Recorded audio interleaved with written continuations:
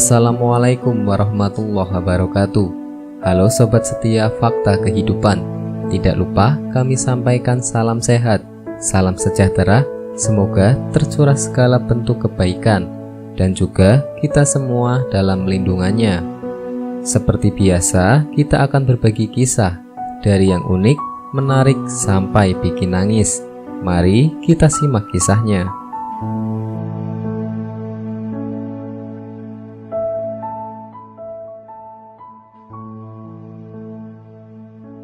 Kisah nyata.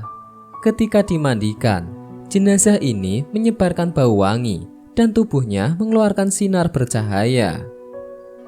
Diposting oleh kabarmekah.com. Adalah jenazah Kiai Haji Muhammad Ilyas yang ketika dimandikan, jenazah beliau menyebarkan bau wangi dan tubuhnya mengeluarkan sinar bercahaya. Kisah nyata ini dituturkan oleh cucu beliau sendiri, yakni seorang dai yang kini berdomisili di daerah Tangerang, yaitu Ustadz Haji Ahmad Rifai. Tak kala kakeknya meninggal, ia termasuk salah satu anggota keluarga yang diamanati untuk turut memandikan jenazah kakeknya. Menurutnya, pakaiannya dilepas langsung merebak aroma wangi yang berasal dari tubuh kakeknya. Tidak hanya itu, beliau juga menyaksikan bagian anggota tubuh kakek yang biasa terbasuh air wudhu terlihat bersinar. Ia pun sangat mengagumi kemuliaan yang telah Allah karuniakan kepada kakeknya itu. Ingatannya pun seketika melayang-layang pada salah satu wejangan yang pernah baginda Nabi sabdakan. Sesungguhnya umatku pada hari nanti akan dipanggil dalam keadaan putih cemerlang muka, tangan dan kaki dari bekas wudhu. Maka barang siapa ingin memperluas kecemerlangannya, hendaklah ia melakukannya. Hadis riwayat Bukhari Muslim. Waktu kakek saya meninggal, saya ikut memandikannya. Sebelum beliau dimandikan, sekujur tubuhnya sudah berbau wangi. Begitu pakaiannya dibuka, semua anggota tubuhnya yang biasa kena air wudhu terlihat bersinar. Kenang Ustadz Rifai. Dia mengaku tidak pernah menyadari jika kakeknya semasa hidup pernah tak putus berwudhu atau selalu berwudhu setiap punya hadat. Ia pun baru mengetahui hal itu setelah diberitahu oleh seorang ulama besar, Kiai Haji Damahuri. Ustadz Rifai yang memang semenjak kecil telah tinggal dan diasuhnya itu betul mengetahui akan keseharian dan kebiasaan yang dikerjakan. Demikian penuturan Ustadz Rifai. Semasa hayat, sang kakek merupakan seorang yang menjalankan, mengamalkan ajaran-ajaran, merupakan pengagum berat Imam Ghazali. Hampir semua kitab-kitab karangan Imam Ghazali, mulai dari Biyatul Hidayah hingga Ihya Ulumuddin, di sekolah dan diamalkan oleh kakek. Hampir semua amalan yang dikerjakan oleh Kiai Haji Ilyas diperoleh dari kitab-kitab Al-Ghazali. Beliau lebih banyak diam daripada berbicara. Bahkan ketika ada seorang anaknya meminta pendapatnya, karena ada dai yang keras bicaranya, Kiai Haji Ilyas hanya diam dan tidak mau berkomentar. Ia takut pendapatnya salah, ungkap Ustadz Rifai. Salah satu hal yang masih begitu penting oleh Ustadz Rifai mengenai kepemilikannya adalah sifat wara atau hati-hati dari Allahu Yarham dalam memelihara peribadahannya.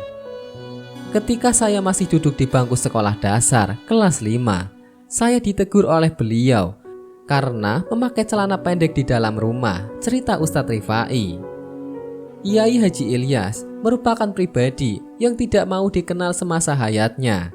Beliau selalu menyembunyikan keulamaan dan kewaliannya dari pengetahuan orang lain. Jika beliau keluar rumah, beliau akan berpakaian seperti biasa, pakaian yang digunakan orang lain. Tidak menunjukkan pakaian seorang kiai. Tetapi jika beliau sedang beribadah, semua perlengkapan yang merupakan sunnah Rasul dipakainya. Beliau benar-benar takzim jika sedang beribadah. Bahkan beribadah sholat Jumat, beliau sudah menyiapkan segala perlengkapannya, mulai dari pakaian sampai uang infak 1 hari sebelumnya. Selain itu, beliau juga tidak pernah meninggalkan sholat berjamaah, seolah sholat berjamaah itu sudah merupakan kewajiban baginya, ungkap Ustadz Rifai. Dan sebagai cucu yang semenjak kecil tinggal bersama kakeknya, sedari kecil ia mengaku acap kali menyaksikan keanehan-keanehan yang terjadi pada diri sendiri itu. Salah satu keanehan itu adalah tak kala Kiai Haji Abdul Syafi'i, seorang ulama besar dan terkenal di Jakarta, akan wafat. Beliau datang ke rumahnya dengan membawakan banyak makanan. Saya melihat mereka saling berpelukan dan bermaaf-maafan. Saya sendiri heran melihat kakek didatangi ulama besar, Kiai Haji Abdullah Syafi'i. 1 minggu setelah itu ternyata Kiai Haji Abdullah Syafi'i meninggal dunia. Kedatangan Kiai Haji Abdullah Syafi'i ke rumah kakek untuk berpamitan terakhir kali, ujar Ustadz Rifai. Keseharian Kiai Haji Ilyas begitu sederhana dan apa adanya. Namun beliau sanggup memberangkatkan anak-anaknya pergi haji ke Tanah Suci. Lalu dari mana ongkos berhaji itu beliau peroleh? Sebagaimana yang diungkapkan cucunya, Kiai Haji Ilyas setiap mengajarkan satu kitab pada murid-muridnya. Biasanya beliau memperoleh hasil kerjanya dari murid-muridnya. Namun uang itu tidak dipergunakan untuk apa-apa. Hanya ia menyelipkan di beberapa lembar kitab-kitabnya. Uang itu tidak disimpan di dompet atau diberikan kepada istrinya, tetapi disimpan saja dalam lembaran-lembaran kitab yang diberikannya. Setelah lama kitab-kitab itu dibuka, ternyata banyak uangnya.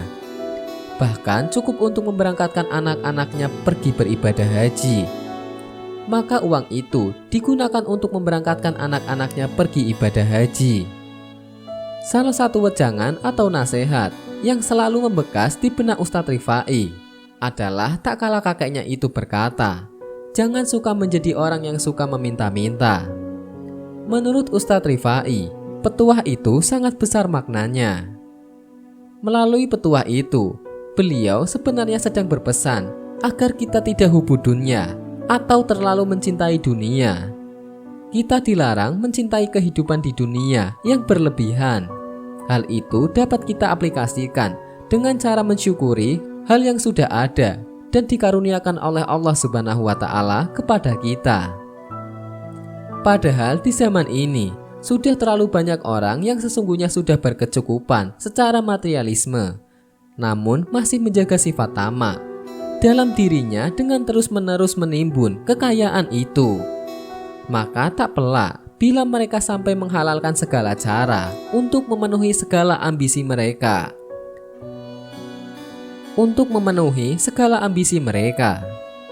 Kiai Haji Muhammad Ilyas wafat pada tahun 1991 dalam usia 90 tahun di kediamannya di daerah Cikini, Jakarta Pusat. Menjelang meninggal, beliau tidak merasakan sakit, hanya terpleset di kamar mandi. Kemudian oleh anak-anaknya, Kiai Haji Ilyas dibopong ke pembaringan. Di tempat tidur itu, beliau meminta tasbih, kemudian mengucapkan kalimat tahmid dan takbir. Hingga akhirnya, beliau meninggal pada malam hari dengan sangat indahnya, yaitu setelah melaksanakan sholat malam. Jenazahnya dikuburkan di pemakaman Kawi-Kawi, Keramat Sentiong, Jakarta Pusat. Wallahu a'lam bishawab.